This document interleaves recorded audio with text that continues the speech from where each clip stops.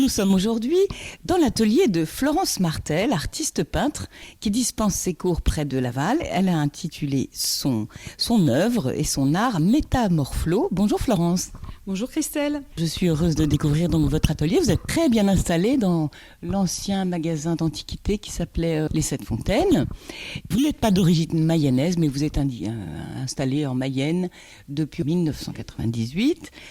Vous avez une famille, vous dispensez des cours à Goron et à Laval. Je voulais savoir qu'est-ce que cela veut dire, l'intitulé de votre art Métamorphlo.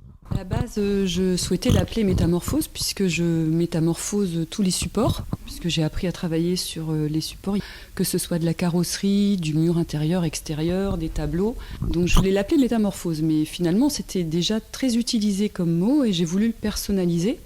Donc Métamorphlo, Flo comme Florence, mais Flo avec un W, parce que Flo c'est aussi le style, mais c'est aussi l'air, étant donné que je travaille avec des aérographes, air, aérographe, Flo, air. Voilà. Oui, c'est vraiment ce qui caractérise votre art, c'est quand même le travail à l'aérographe. Bon, vous connaissez aussi beaucoup d'autres techniques, mais du coup, ça donne à vos portraits, à vos animaux, une espèce de douceur et de perfection presque, qui est presque de l'hyperréalisme. Enfin, là, je suis devant une tête de lion extraordinaire. Sinon, les visages, la peau des portraits est tout à fait lisse, douce et très précise. Ça vous fascine vraiment. Vous avez fait une école d'art généraliste et puis vous vous êtes spécialisé dans l'aérographe aussi. Oui, l'aérographe, c'est une technique que j'affectionne tout particulièrement, mais il est vrai que j'aurais du mal à choisir parmi le pastel, l'huile, l'aquarelle, de même que l'acrylique ou d'autres techniques encore comme le dessin au crayon. Et c'est vrai que l'aéro, ça m'a permis aussi de travailler des voiles, c'est tout à fait particulier, mais chaque technique m'a appris des astuces, des choses sur les autres. C'est-à-dire que le fait de connaître autant de techniques, c'est complémentaire finalement. On peut les associer les unes et les autres. Il y a des tableaux où j'ai du couteau à peinture, de l'acrylique et ensuite de l'aéro, donc je mixe.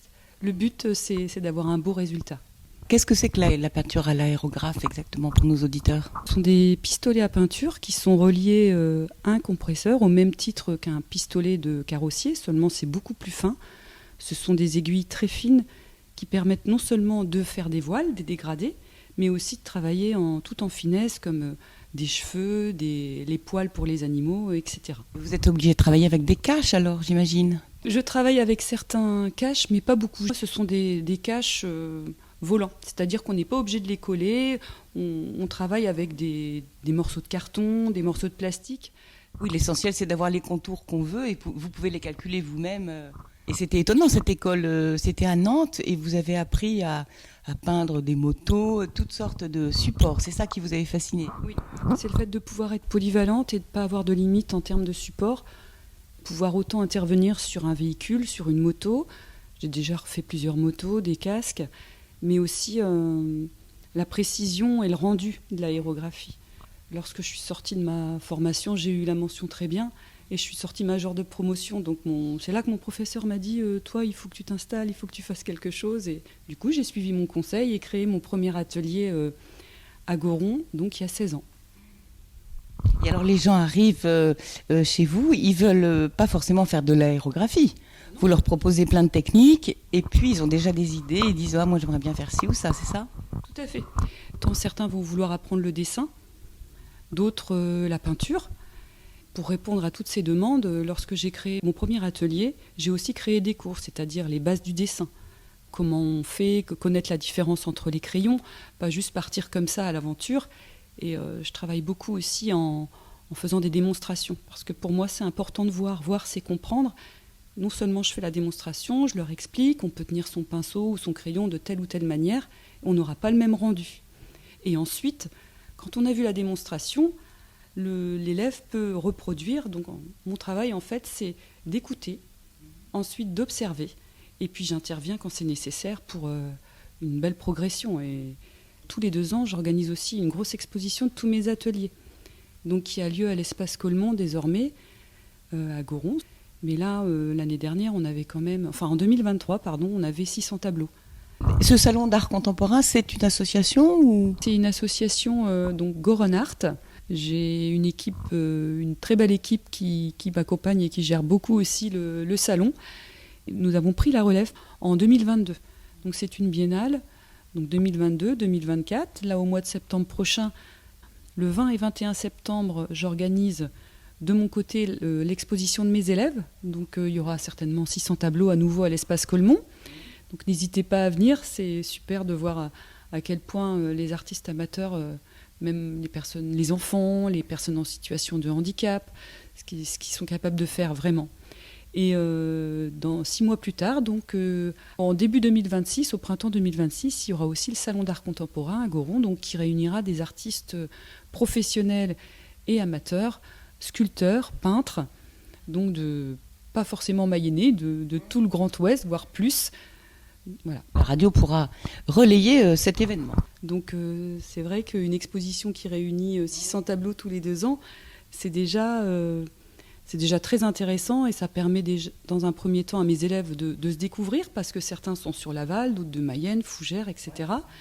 De se retrouver, de faire connaissance et puis aussi de découvrir tout ce qui se fait à l'atelier parce qu'en dehors des cours personnalisés, que ce soit pour les enfants, les ados, les adultes, les personnes en situation de handicap et les associations, parce que je travaille aussi auprès d'associations.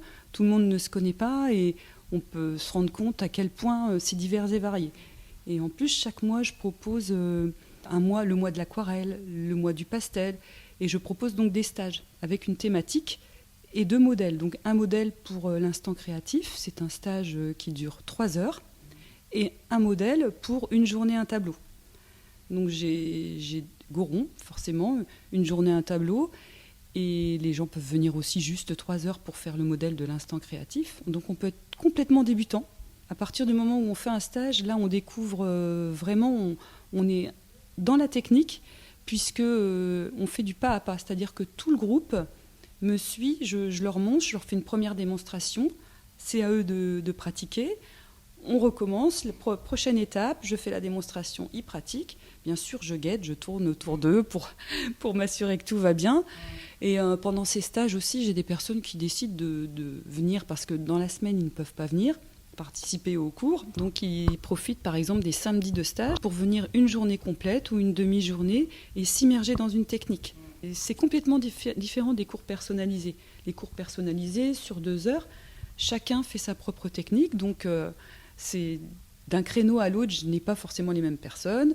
En plus des projets et des techniques complètement différentes.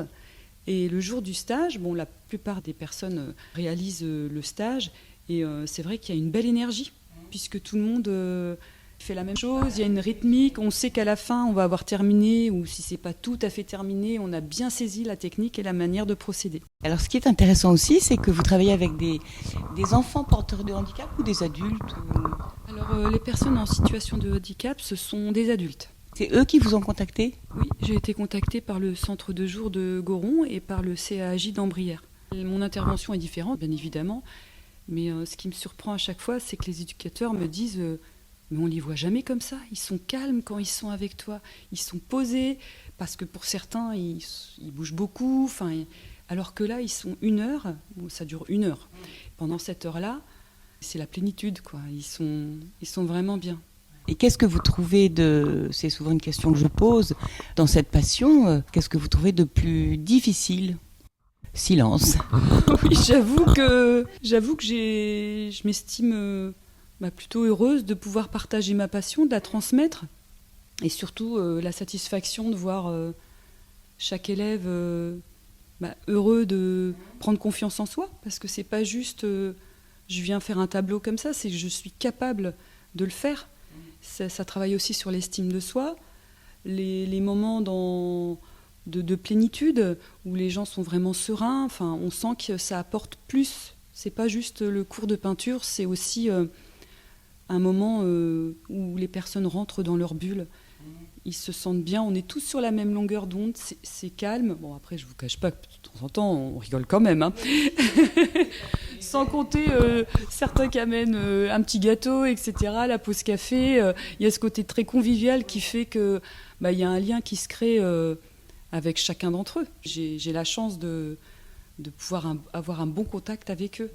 Et vous faites des expositions où est-ce qu'on peut admirer vos œuvres ? J'en fais certaines. Là, c'est vrai que je me consacrais énormément aux cours. Et voilà 2 ans que j'ai décidé aussi de consacrer un petit peu de temps à mes créations.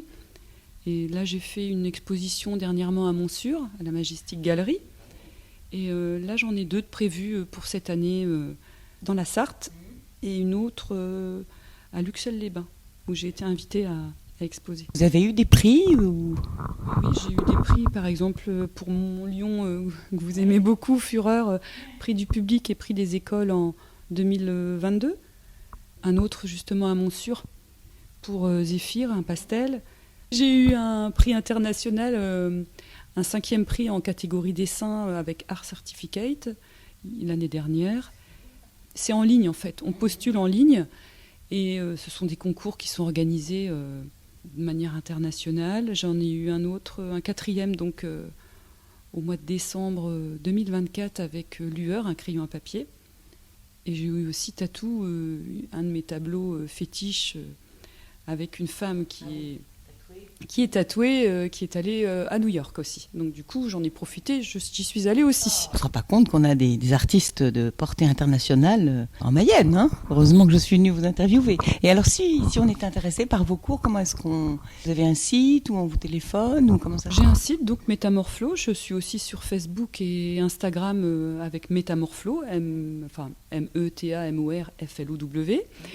Sinon, oui, on peut m'appeler. Il y a tous les contacts qui sont sur le site, sur les réseaux aussi. Vous avez des cours pendant la journée parfois et surtout des cours du soir ? J'ai des cours, oui, tous les jours quasiment, sauf le dimanche. Oui, c'est tous les jours. Et le soir, par exemple, ce soir, je vais à Vautorte avec l'association Créart, avec qui je travaille depuis 16 ans.